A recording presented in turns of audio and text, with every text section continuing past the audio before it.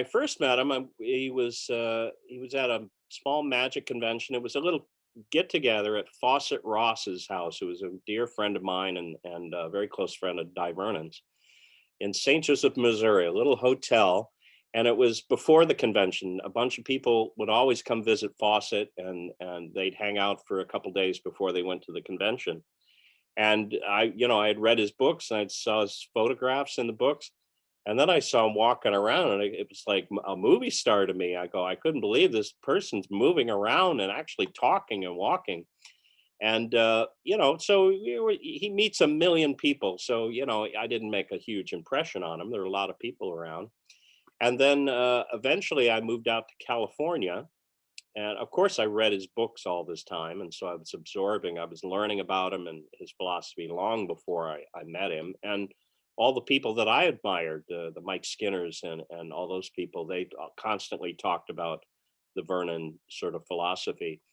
And then when I moved out to California, I started hanging out at the Magic Castle, and little by little, he'd get to know me. He'd say, "Oh, that's he's a nice fellow. He does a couple nice things and whatever." And then we'd have more conversation, and he'd remember my name, and then we got to be pretty good friends. But uh, his main philosophy, he would say, be natural and use your head. And be natural is not just natural in your moves, but natural in your manner. You don't act differently when you're doing magic. Not just your hands, your behavior doesn't change when you do magic. And all those details makes so much difference that if you look at this person and that person, they're doing the same trick, and you go, well, why is that person better? I'm not sure exactly why. It's all these tiny little things added together that make it better. Not one thing or one secret or one move. It's just things like getting a break. It's the most abused move in magic. People, have a deck of cards here, and all of a sudden they just do this, and then they separate their hands, and you go, well, what was that? Or they fumble with it, or they hold their hands like this. They're going to do a pass, and they're trying to catch your eye, and then they do this. There's no logical reason to hold a deck with both hands. That's a change in your behavior.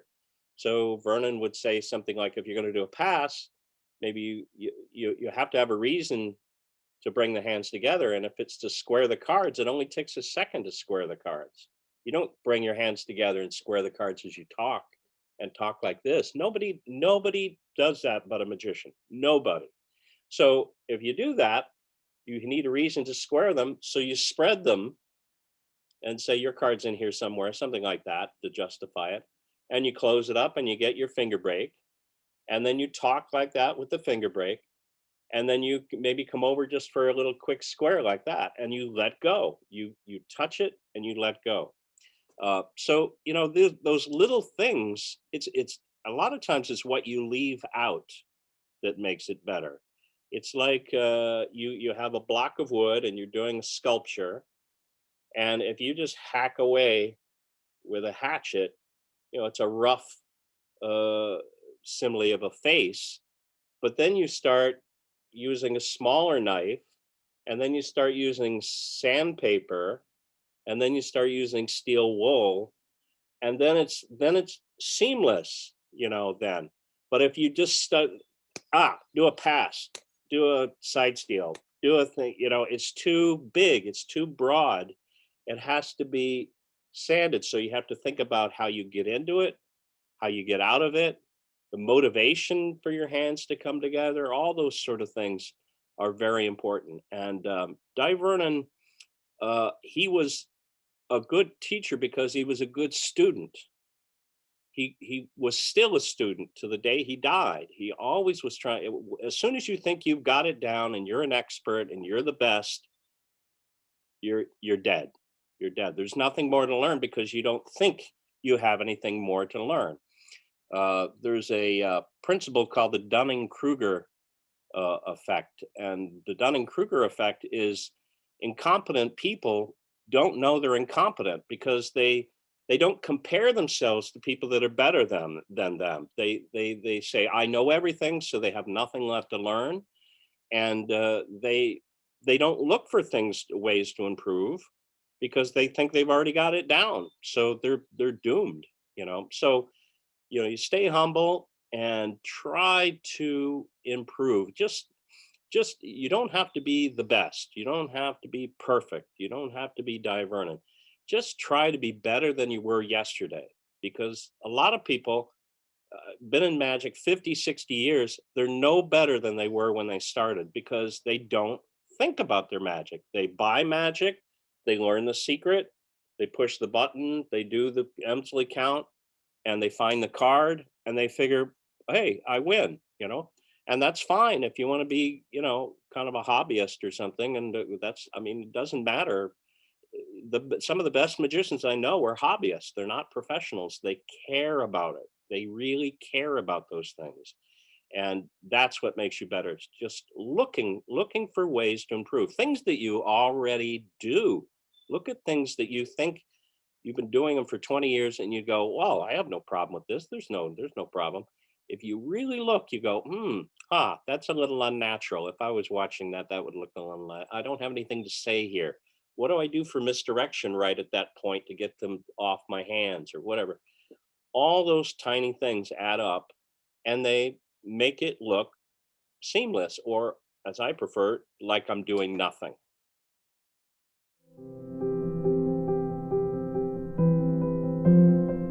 Well, I had so much, you know, so many things that I worked on and came up with, and you know, I thought, well, yeah, I'll share them, and also just doing magic for a living can be very difficult. You know, you don't always have shows to do, or a steady shows.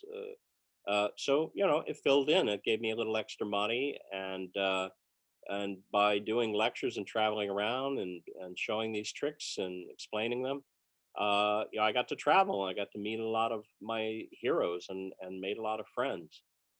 So you know, it's fun, and it's a project too. One of the things about doing a book is y- performing is so ethereal.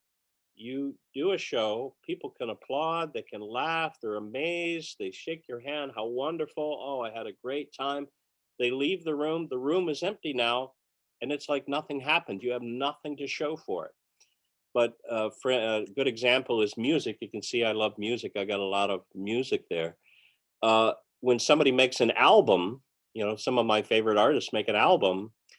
At least in the old days, I would get the record album, and I would only buy like one every month or two a month or something, because I couldn't afford it. I was a young man, and I'd get this thing, and I go, oh my god! And I look at the cover and the cover art, and then I take it out, and then there's the notes and the lyrics on the thing, and I put it on the thing, and I put the headphones on, and I read the lyrics, and I just it's a thing. It's something you can hold in your hand and say, I made this, and I'm proud of this, and here this represents my way of thinking, or you know, it's something from the heart.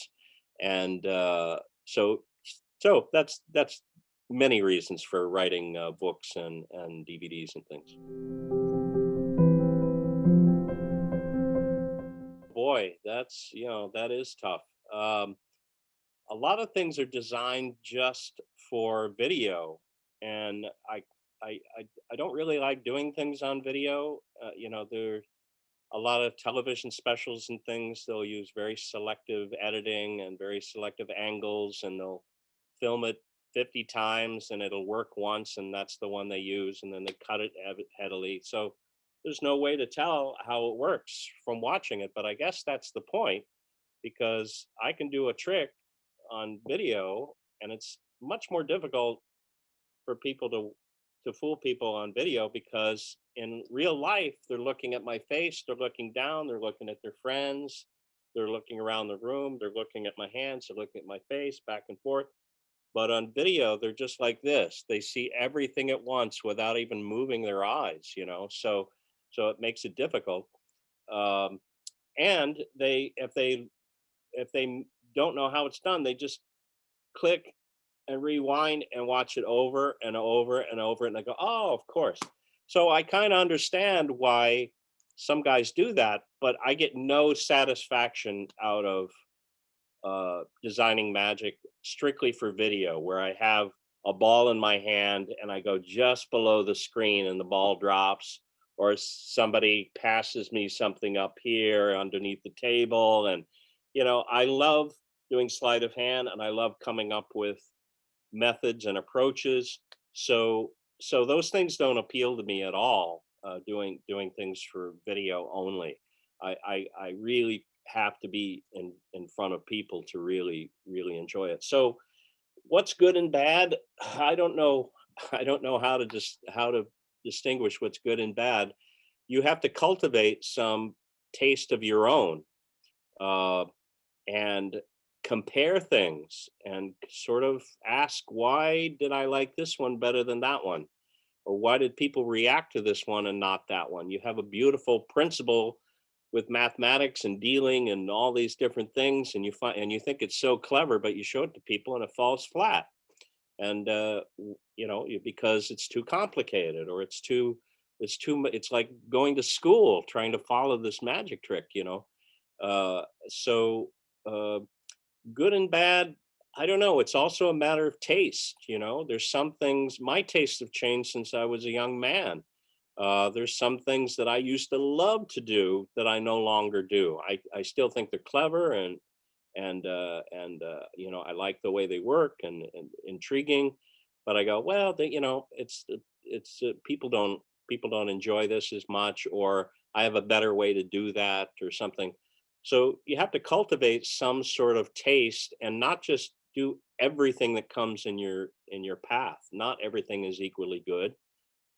Be a good fair judge, of what people like, not just what you like, what they like. If you want to be, if you want people to enjoy your show and be a commercial success, even in a small way, you need to think about what people enjoy, not what you enjoy so much. And but yeah, good and bad. It's hard to say what's good and bad. But if it's bad, it's probably not thought through very well. That's the big distinction, because I think it's a revelation to most magicians that they should think about magic at all.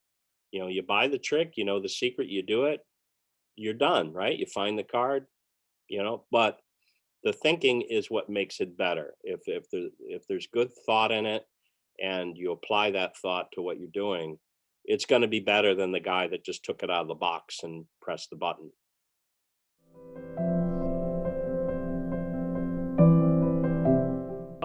Yeah, there's. I tried to write a book where I'm sort of talking about magic theory, but if you just talk about magic theory, I sit back in an easy chair with a pipe and I say, my theory about magic is this, and my theory about it's rather pretentious, and it's really not very useful unless you can show how it applies in the real world. So when I write this book and my other books, what I'm trying to do is talk about these principles of presentation, of misdirection, of constructing a routine, all these different ideas, but saying, well, this is the idea, and here is an example of it. So I want to encourage people to think about their magic. I want to encourage people to try and be a little more creative and resourceful, designing their magic.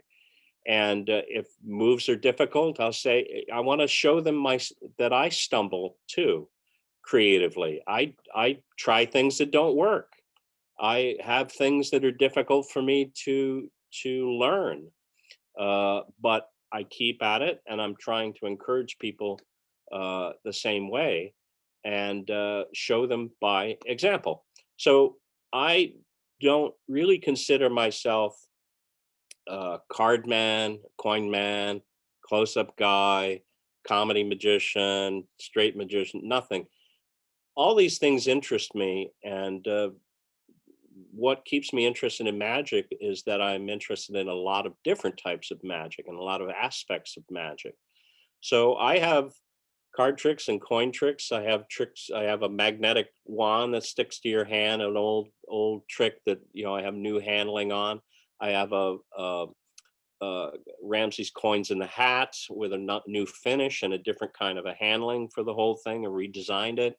I have a haunted dollhouse, which is a big kind of small illusion that where you put objects in the house and they come to life. A rope ties itself in a knot, and things could float, or writing on a slate. A hand writes on a slate, and all these just different sorts of things. So I try to present a wide variety of things, and I deliberately mix them together because I don't want people to say, "Oh, that's a card book. I'm not a card guy," or that's an illusion. I'm not a. I want them to read the book. As a matter of fact, the first chapter or the first part of the book is how to read this book, and I'm saying, start to read, and if you get too much into the technical thing, you say, I don't want to learn this card trick, but read the part leading up to the card trick and where the fingers go. And then you can stop thinking about that and go, just think of, how did I develop this? What was I thinking? What was I trying to accomplish with this? What did I try and fail at? You can try things and fail, and you can still succeed if you keep going. And then maybe skip around where the fingers go, or this, and skip to this part that says another philosophy, another theoretical idea. And here's an example. So you don't necessarily have to learn the tricks to get something out of the book. That's my goal anyway, is that people would read it and be encouraged and inspired to think for themselves, to think about their magic.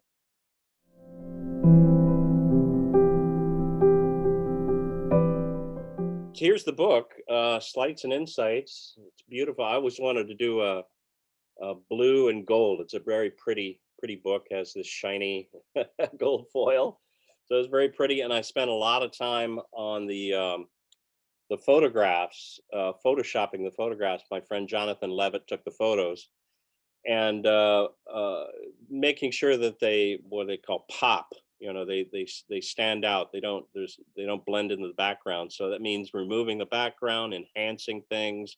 If things don't show up, I have to put another photograph in there and whatnot.